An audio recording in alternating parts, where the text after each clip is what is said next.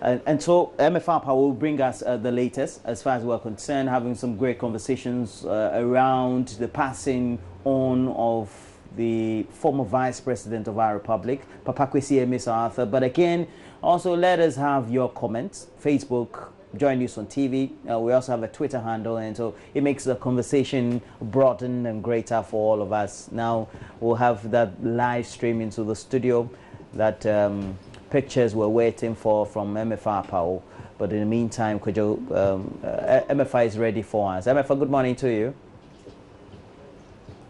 Good morning, Roland and Ben. It's rather a sad morning for us, for all of us, though. But we are currently at the Ridge residence of the former Vice President, Pakwesi Emefiele. We've had a lot of NDC bigwigs already filing in. We've seen Diana, and we've seen the Betty Mold Idrisu and the husband, Alhaji Mahama Idrisu. They've also been here.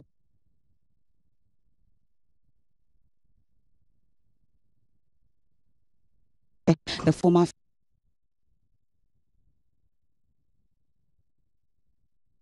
bigwigs, most of them just filing in to be able to commiserate with the family. It's actually it's more like a closed session for the family as we speak. All the journalists have been asked to stand outside as we speak so that more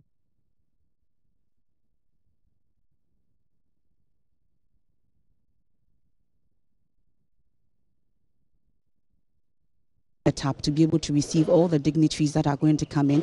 You can see they are now setting up canopy outside the Ridge residence. You see some journalists also standing outside. We are told that they are expecting the Vice President, Dr. Mahmoud Bawumia, to come in shortly, as well as the President, Nana Addo Dankwa Akufo-Addo. But as we speak, they are still coming in, and they are clearing security as we speak. If you can see,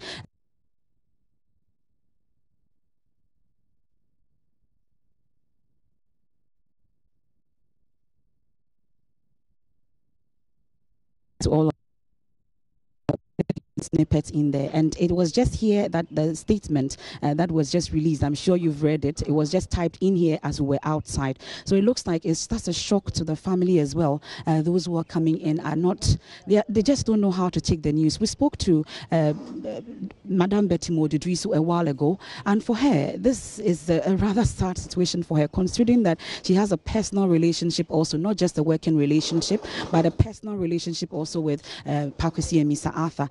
And for her, he didn't look sick at all, like everybody else has said. I'm sure most people who spoke to you in the studios have told you that he didn't look sick to them. So they are rather surprised at the news. And that just on Wednesday, there was a book launch with the wife, and he was there, and he's rather surprised. They are also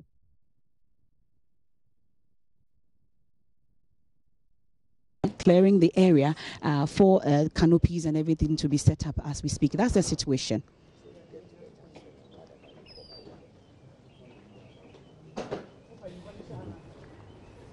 Well, so we're having some difficulties as far as we're concerned with all that. But so the situation as it is means that the family has now issued that statement. And MFA, where will we go from here? Have you been able to get some personalities to speak to, especially on the subject, as you're there with the cameras and with the lenses and all that?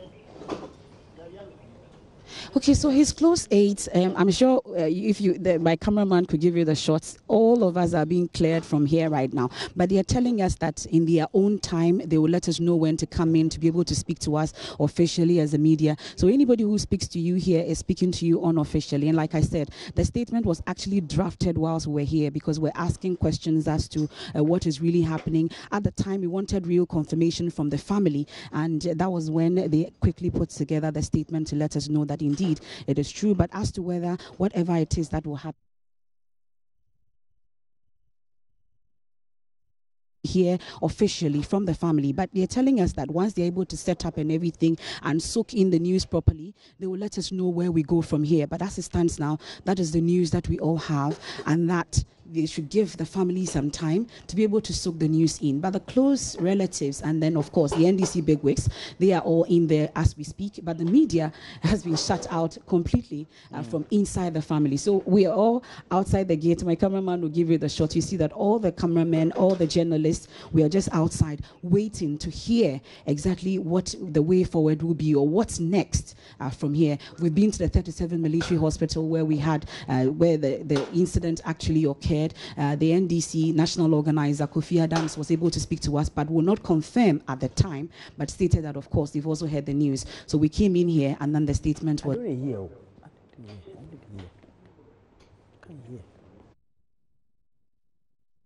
to you, but most of the next way for Roland will bring it to our listeners and our viewers as well. All right, so we have to get back to Bernice. Bernice is with all the latest as far as we are concerned, all the issues, and then also all the messages on the various discussion platforms. Again, we're bringing to you the live coverage. And Kujo. Yeah, indeed. It's no surprise that the family has created a perimeter, if you will, to keep the press at an arm's length.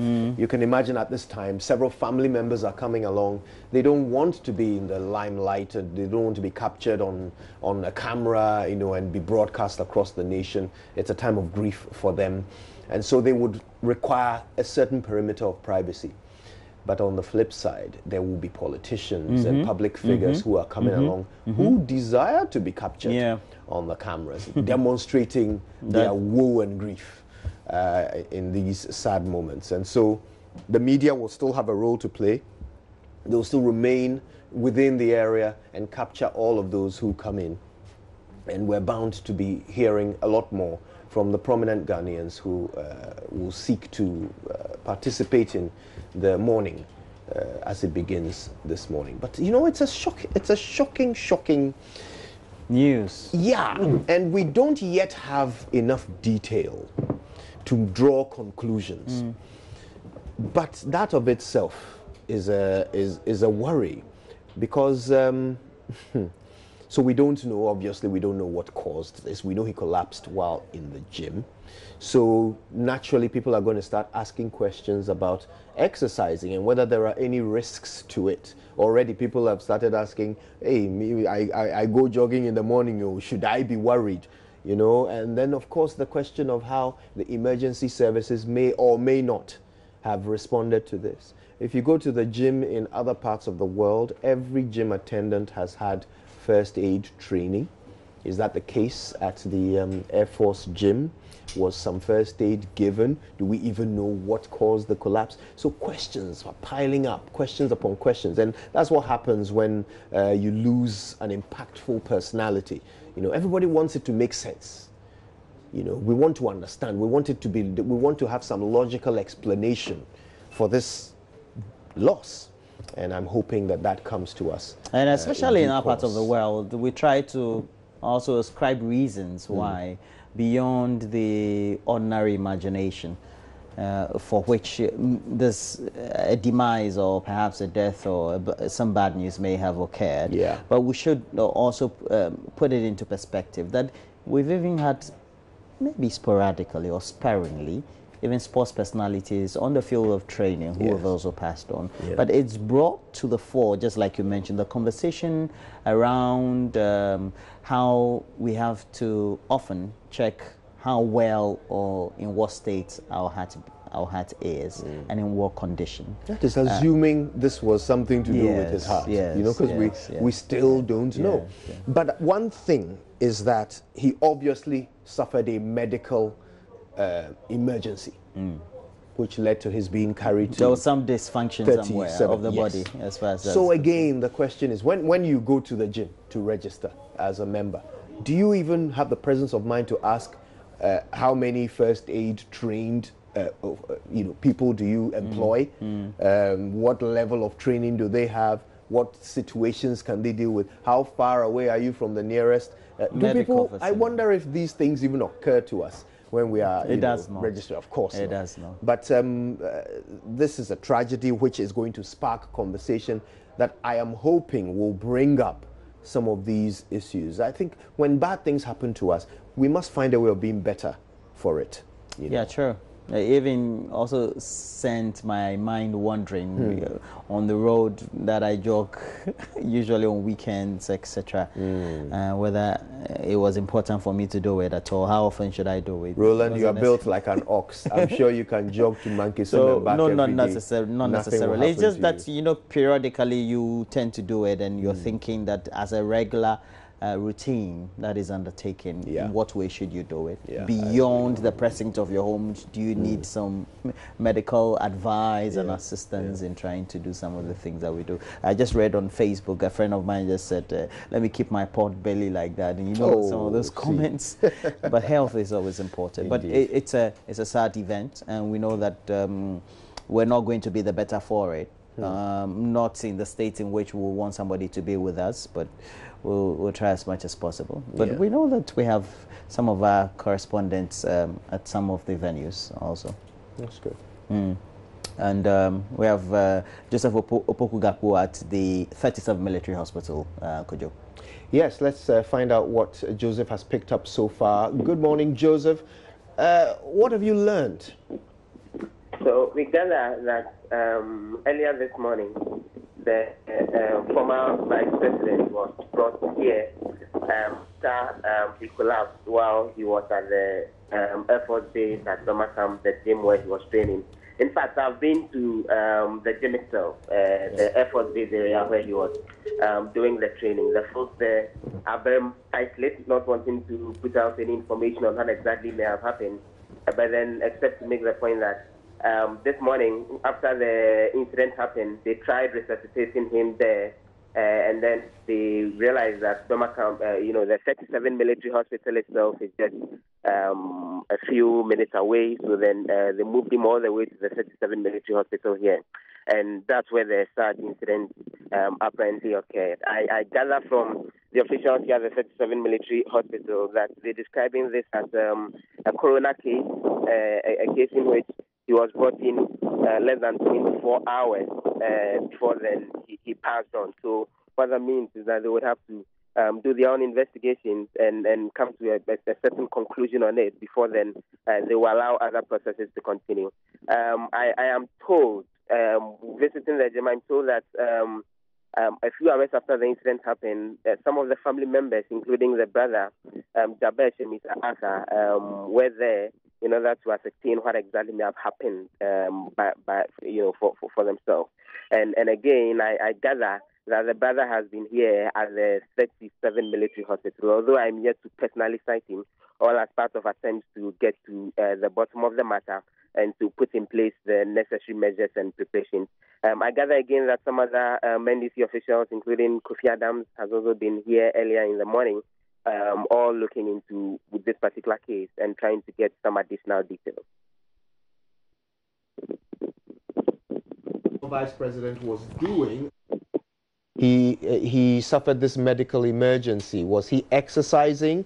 Was he warming up? Had he finished? Did you learn much about what he was doing at the moment this tragedy occurred? So this is what I gather from those that I had interaction with. They say he's someone that they actually know there because he's been there on a number of occasions. And once again, as is usually the case, he was there this morning again, exercising. They refused to go into the details of the specific activity that he was into, except to insist that they did all that they can after he collapsed to try to resuscitate him. And it's when it wasn't working that eventually they had to move him to the 37 military hospital. Now he lives, as we understand, in Ridge, but exercises at the Air Force gym. Does he go alone? Was he with an entourage, perhaps security? Who are the ones who then conveyed him to 37 when this happened? And so these are officials right there at the gym, from what we gather, as the folks who eventually got him all the way to the gym.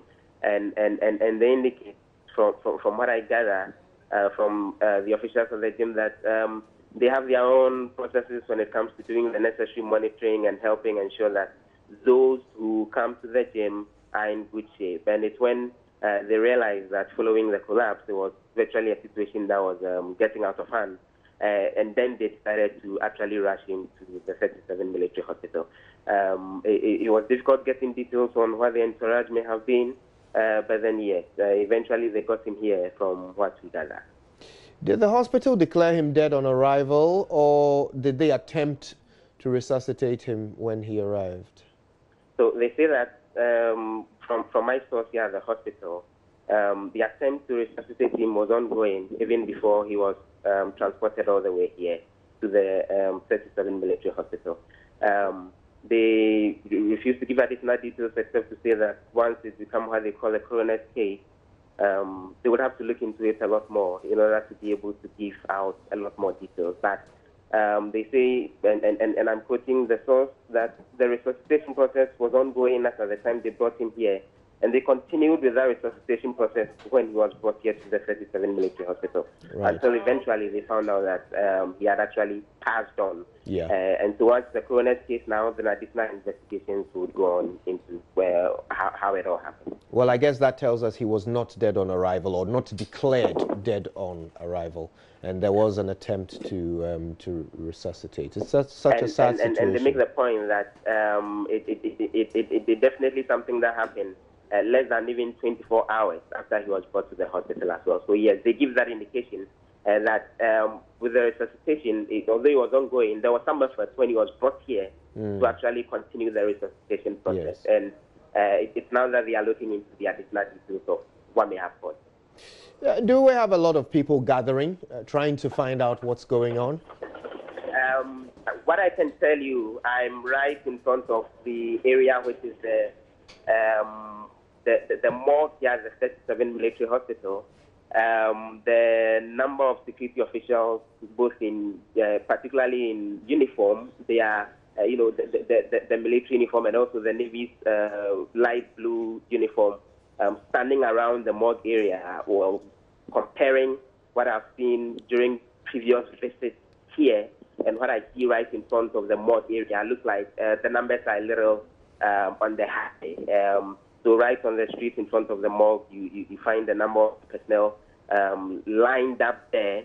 Not too clear what exactly they are up to, but then the indication and what I can confirm is that there is actually increased military presence right here around the morgue at the 37 military hospital. Of course, it's a military hospital, so there are usually military presence around here. But in this case in particular, right in front of the morgue, a number of them are lined up and just standing by the roadside and virtually looking around, and that's what they are doing here. So a lot more increased military presence right in front of the morgue at the 37 military hospital. How about family members? Have you spotted any? I'm told, although I've actually not sighted, but I'm told that the brother, Jabesh Emisa Asa, is here. The details I get as to whether he's already left or he's still in the enclave, that is not too clear. But I'm told that himself, Jabesh Emisa Asa, who is the brother of Park Emisa Asa, is here right at the 37 military hospital as they go through processes in order to get things settled and get the body and all. Thank you very much for that update. The Joseph Opoku Gakpo remains at 37 Military Hospital, and will keep bringing us updates as the events continue to unfold. This is where the mortal remains of the late former Vice President are currently being kept following his rather untimely death earlier this morning.